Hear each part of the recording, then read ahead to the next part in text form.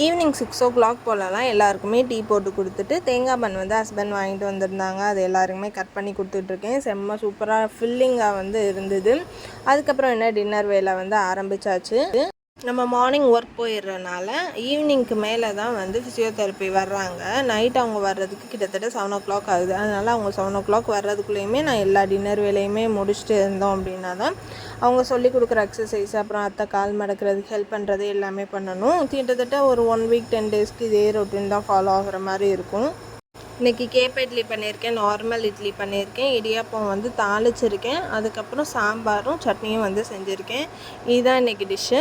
கேப்ப இட்லி வந்து சரி நானும் ட்ரை பண்ணலாம் அப்படின்னு பார்த்தா சுத்தமாக நம்மளுக்கு வந்து இறங்கவே மாட்டேங்குது. டேஸ்ட்லாம் முக்கியம் இல்லை, வெயிட் லாஸ் பண்ணணும்னு நினைக்கிறவங்க வந்து இது ட்ரை பண்ணுங்கள். விழுந்து விழுந்து எக்ஸசைஸ்லாம் பண்ணணும்னு தேவையில்லை. இது சிறுதானியம் எல்லாமே யூஸ் பண்ணிங்கன்னாவே ஆட்டோமேட்டிக்காக வெயிட் குறைஞ்சிரும். இந்த மாதிரி அப்டேட்ஸ்க்கு நம்மளோட சேனல் சப்ஸ்கிரைப் பண்ணிக்கோங்க.